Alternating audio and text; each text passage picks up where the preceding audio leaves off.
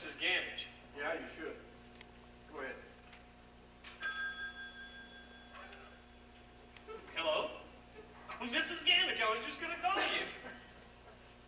Yeah, well, he's got the Texas delegation coming up in about 20 minutes, but if you could come up right away. Oh, good, you're in the hotel? Wonderful, wonderful. We'll see you then. Our national committee woman. Mrs. Gamage, the last link between George McGovern and George Wallace. Bill, can I ask you a personal question? Personal, there's no other kind between us. What the hell is this hopscotch thing you're doing up and down the floor? Well, as we say in a press conference, I'm glad you asked that question. Jim, you know, ancient Romans used to study the entrails of animals to learn of the future. Now, I have it on good authority that my rival, Senator Cantwell, goes to an astrologist on Colorado Road in Washington for guidance. But I, lacking all superstition, study the future in multiples of threes. Now, putting it simply, and we are nothing if not expert at putting things simply, aren't we? I look for a carpet with a workable pattern. This one is perfect. Now, if I step on a leaf before I've completed 3 steps between leaves, I'll not get what I want. If, however, I complete the 3 phases without stepping on a leaf, I get what I want. And I must say, I never cheat. Damn! But I have been known to go for the best 2 out of 3, huh? You professors lend such a tone to these conventions. Of course, a lot of the ladies don't like them, but I do. However, I didn't care much for George McGovern or Gene McCarthy. Here's your soda. Thank you. A lot of the women are suspicious of you professors. I hope you don't mind my talking like this. Well, absolutely not. After all, talking to you is like, well, talking to the average American housewife.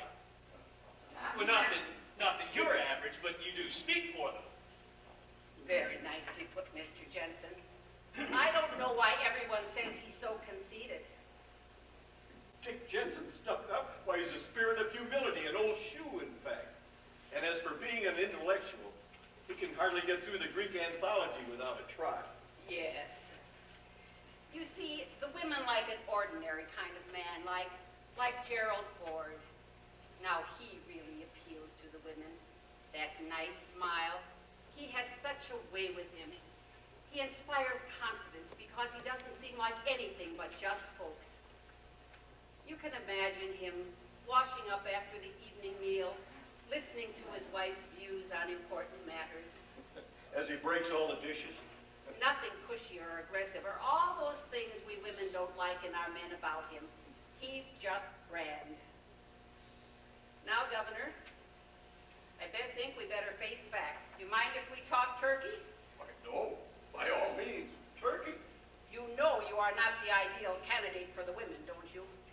Well, I've been for equal rights for women. The women hate women's liberation. They also don't like the way you try to be funny all the time. No.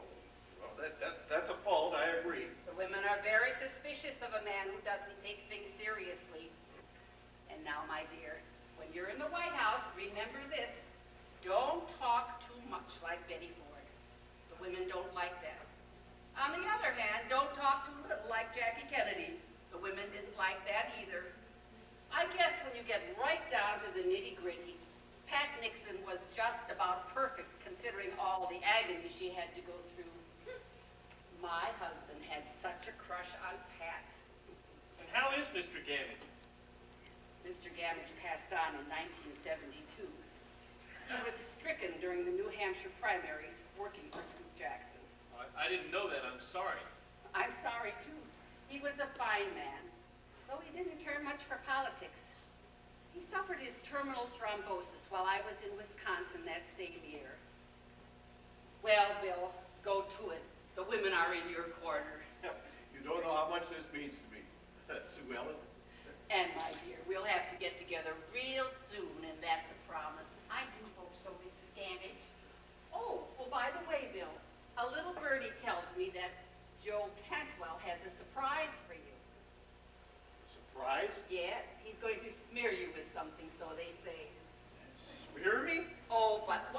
telling you what you already know. You can handle it. Goodbye, Dick. Goodbye, Bill. Goodbye, Alice.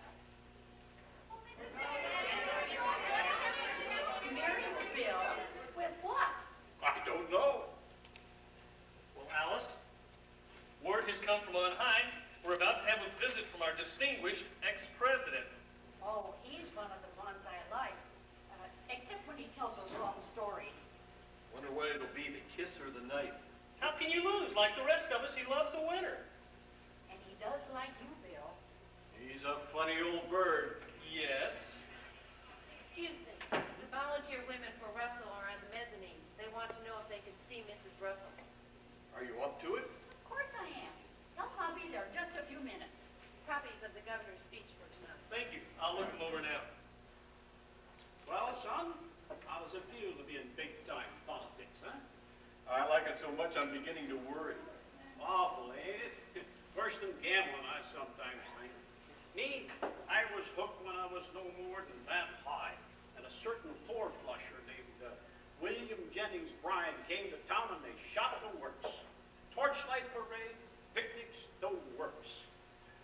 And then finally up on the back of a dray out in the field, this fellow got up, and you never heard such hollering from a crowd. Big man he was, or so he looked to me. About 9 foot tall, hair sweeping over his collar, and that square red face of his. And when he spoke, it was like thunder on a summer evening. I used to know one of his speeches by heart. You shall not press down upon the brow of labor this crown of thorns. You shall not crucify mankind upon a cross of gold. Hooray! You betcha. Hey, Mabel, come on, honey. It's just Don Blades and me. Hi, Don. Hi, Don. Hey, honey, you better get dressed. We got to be out dinner in 30 minutes. I will. Don't I be ready, don't you worry. Don, fix yourself a drink. Can I get you anything, Mabel? Oh, no, I don't. Well, maybe just the teeniest martini to settle my stomach, huh? Come on, Mabel, honey, get dressed. Oh, I will. Why is Papa Bear being so mean to Mama Bear? I'm sorry, honey. Papa Bear is never mean to his Mama Bear. Never. Never. But you got to get dressed. I will, but tell me, when are you going to spring that stuff about Bill Russell? Tomorrow. The whole thing? Pow! Oh my, then we're on our way to 1600 Pennsylvania Avenue. It's just thrilling.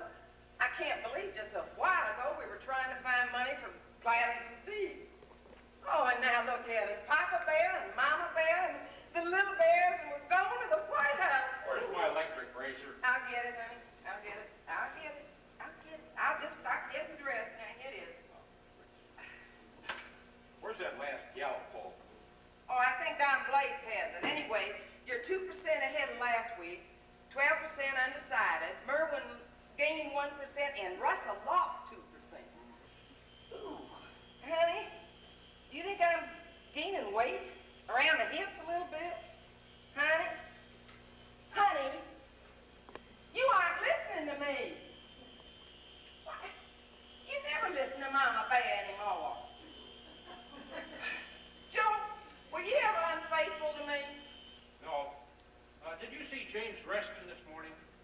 Listen to what that jerk says. The country's affairs will be in good hands should William Russell become our next president. Are you sure you haven't been unfaithful to me just one little time? Like maybe at one of those junkets? Remember that one to Helsinki when all the senators got drunk and, Clarence Whitlaw contracted a social disease. And Helen Whitlaw was fit to be tied. I can understand. Mabel, honey, there's nobody else. And even if there was, where would I find the time? You know, I operate on a tight schedule. And all that combined with playing around with women. So what? I am supposed to assume from that you find promiscuity admirable? I couldn't care less. I was brought up on a farm, and the lesson of the rooster was not entirely lost on me. A lot of men meet a lot of women, and there are many worse false beliefs.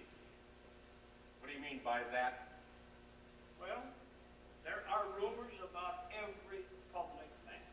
Leaving the moral issue out of it, do you think it's a good idea to elect a man president who is mentally unstable? He is not mentally unstable, and you know it. A manic depressive, apt to crack up under stress? Oh, so that's your little number, is it? If Russell doesn't withdraw before Wednesday, I am going to see to it that every delegate receives a copy of this psychiatric report. You know, you could have cut the air with a knife when you made that crack about being driven by a mad demon. You know, not too long ago, at least 1/3 of the electorate was for George Wallace. Well, Wallace may have been an invalid, but there was never any doubt that his mind was any worse than it ever was. This is very odd. What? Well, do you realize this is the first time you've touched me when there hasn't been a camera or someone in the room? Let's get to your schedule. Your next appointment is, oh my God, I forgot this one. Oh, I haven't. Mabel Campbell and I meet the press together. Can I get out of it? You better not. Then I better get ready. How is Mr. Russell? Oh, he's just fine. I understand that there's a rumor going around that he's not very in good health. Oh, he's never been in better health. My Joe just blossoms during a campaign. I don't know. He just on the go all the time. My husband. Joe Cantwell is a real dynamo. Certainly And is. I think sometimes he's got nerves of iron. He's nothing upsets him. He has this great inner calm that is almost spiritual. And I'll see to it that all the women are behind Bill Russell. Behind. Under him is their usual position. With William Russell, it's sex, sex, sex, morning, noon, and night. Now, Mabel, unless you were in the room, how would you know? Sue Ellen, I read that report. William Russell is a neurotic. He has had a breakdown, and his sex life is not normal. Why, sleeping around with all those women, it's just unnatural. We don't need an immature president in the White House. Oh, we've had a lot of good presidents who slept around a lot more than Bill Russell, and in the White House, too. Why? Poor Jack Kennedy never stopped entertaining women. Of course, that was because he was overstimulated by all that cortisone he took for his poor back. You may say that John Merwin's going to make a fine candidate, and we'll do everything possible to help him and the party. And oh yes,